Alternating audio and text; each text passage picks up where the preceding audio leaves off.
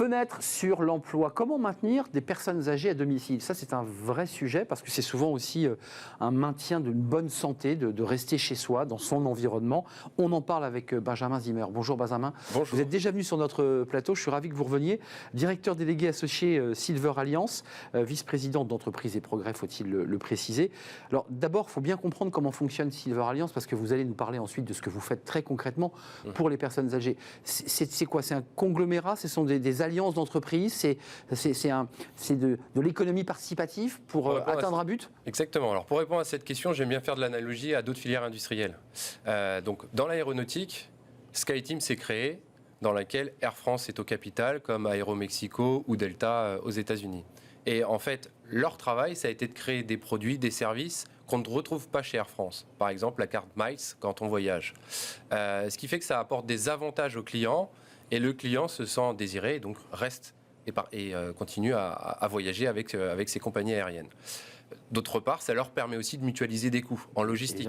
Il y a un siège qui est défectueux sur un A380, vous arrivez à Mexico, vous avez exactement les mêmes sièges dans les avions de la compagnie mexicaine, et là on change le siège et ça ne vous a pas coûté très cher en main-d'œuvre parce que tout a été pensé pour que ça soit optimisé. Donc on comprend bien, c'est ça. Ça c'est dans l'aéronautique. Moi je ne suis pas dans l'aéronautique, mais on a ça dans l'automobile. Vous êtes dans l'humain, vous? Moi je suis effectivement dans une filière où on ne produit pas un seul bien, je ne produis pas un avion pour des voyages ou des voitures, les entreprises avec lesquelles je travaille produisent des biens qui vont permettre, et ça c'est la raison d'être, d'apporter toutes les solutions qui vont vous permettre, comme 94% des Français le désirent, de rester chez eux le plus longtemps possible. Silver Alliance, c'est une centaine d'entreprises, c'est 1 milliard de chiffre d'affaires agrégé, c'est ça l'idée? On vise une centaine d'entreprises. Aujourd'hui, on est à la moitié du chemin, on s'est créé il y a 3 ans. C'est tout jeune. C'est donc tout récent, et en termes de chiffre d'affaires, le chiffre d'affaires cumulé de ces entreprises en 2020,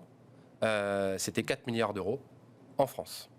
C'est impressionnant. La philosophie, parce qu'on a compris l'ingénierie, la façon dont vous agrégez des savoirs, des métiers pour être au plus près, la philosophie, c'est de pouvoir répondre aux besoins des personnes âgées qui souhaitent rester à leur domicile. Parce que c'est souvent une demande des personnes âgées, et elles disent malheureusement j'ai un problème d'autonomie, je ne peux pas me déplacer, ma salle de bain ne va plus, j'ai pas les outils médicaux qui vont bien. Vous dites, nous on vous apporte tout chez vous. C'est ça l'idée? C'est exactement ça. Et il y a 3 ans, c'était mon discours de vous dire qu'on allait faire ça. Aujourd'hui, on le fait. Vous le faites? On le fait concrètement. Avec des entreprises comme Easy Shower, on change la baignoire en une douche à l'italienne. Avec des entreprises comme Stana, qui est le leader du monte-escalier, on aménage les escaliers. Avec O2, on apporte tout le service pour faire le ménage, le repassage, le bricolage, la cuisine. Avec des acteurs comme Seb, on apporte des produits pour cuisiner, même si on a de l'arthrose dans les doigts. Donc on a effectivement aujourd'hui beaucoup d'acteurs, d'entreprises avec lesquelles on travaille. Si vous avez des problèmes d'optique, d'audition, on a Audica, on a les opticiens mobiles. Si vous avez des problèmes de mobilité qui nécessitent peut-être de rencontrer un médecin sur une plateforme, on travaille avec Medadom sur la téléconsultation. Donc on a tous ces acteurs qui effectivement travaillent main dans la main avec un seul objectif pour chacun d'entre eux, c'est de performer et de faire performer le collectif. Concrètement, pour qu'on comprenne bien votre modèle économique, vous n'êtes pas en direct avec les personnes âgées qui ne peuvent pas vous contacter, qu'il n'y ait pas de malentendu.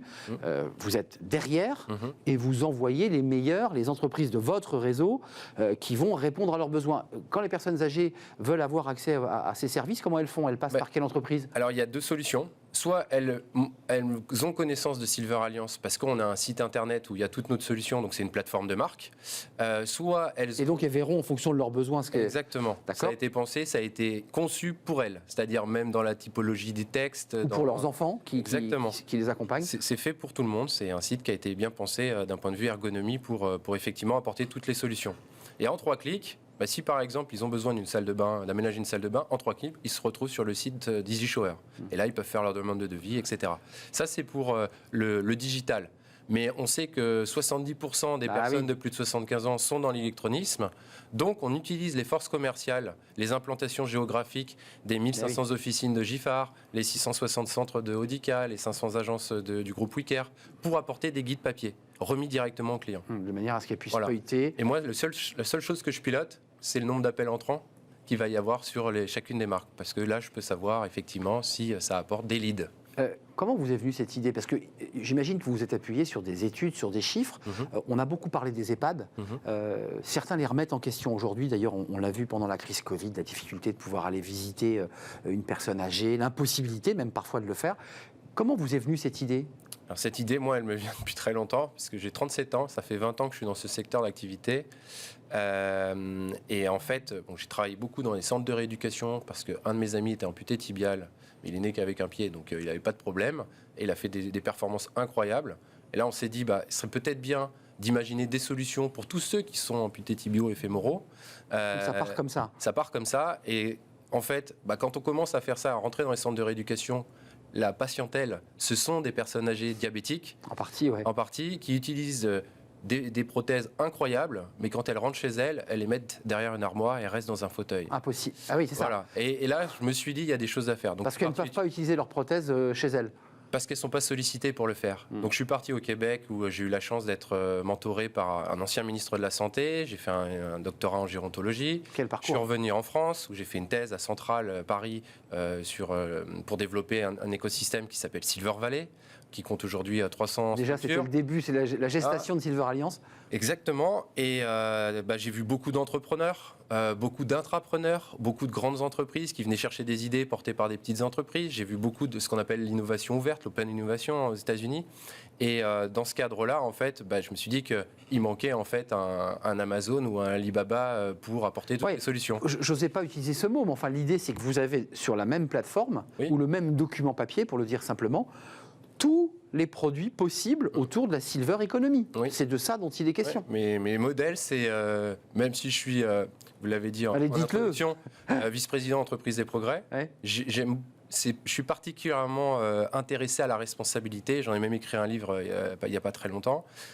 Et du coup, je veux faire comme, mais pas faire pareil qu'Amazon et Alibaba. C'est-à-dire que j'ai beaucoup d'admiration pour Jeff Bezos ou pour Jack Ma, dans la manière dont ils apportent des solutions à tout le monde facilement. Au quotidien, du quotidien. Exactement.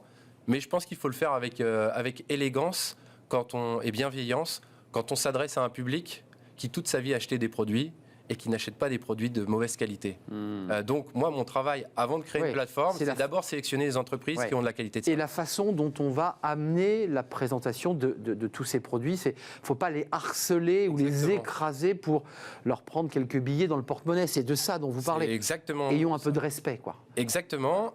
J'ai pas de problème à dire qu'on prendra des billets parce qu'on leur apportera des bénéfices, bien sûr, pour rester chez elles. Mais utile, nécessaire, solide. Désirable.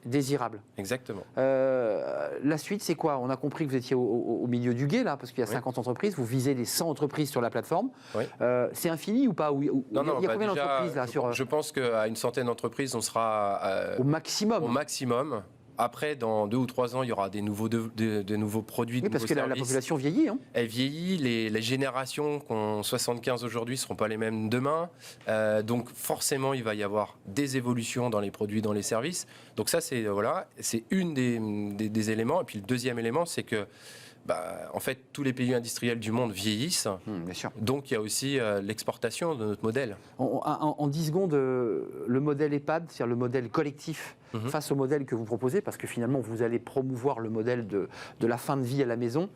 Il y en a un qui est en train de disparaître au profit de l'autre, ou il y a un mix, on peut vivre les deux vous conviennent? Parce que l'EHPAD a été quand même assez chahuté quand même. L'EHPAD a été chahuté. Le modèle de l'EHPAD, même s'il est chahuté, il a le mérite quand même d'exister. Il ne faut quand même pas oublier qu'il y a des personnes qui sont dans des maladies neurodégénératives qui demandent de l'assistance 7 jours sur 7, 24 sur 24, et ça au domicile.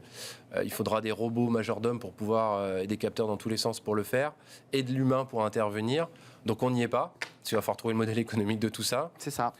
Ceci étant dit, je pense que si on peut retarder l'échéance de la maison de retraite, moi, c'est mon créneau, ça. Ça sera le mot de la fin, Benjamin Zimmer, et la passion qui vous anime sur ce sujet de la Silver Economy, Silver Alliance. Et vous êtes vice-président d'entreprise et progrès. On vous a découvert aussi à travers cette rencontre, sur le parcours que vous avez fait pour arriver à cela. Merci de nous avoir rendu visite. C'est un vrai plaisir. C'est terminé pour aujourd'hui. On se retrouve demain, évidemment, rassurez-vous. Merci à toute l'équipe. Merci à Ulysse à la réalisation. Merci à Saïd pour le son. Merci à Margot Ruot et à Fanny Griesmer qui m'accompagnent dans cette belle aventure de Smart Job. Je serai là demain. Portez-vous bien. Bye bye.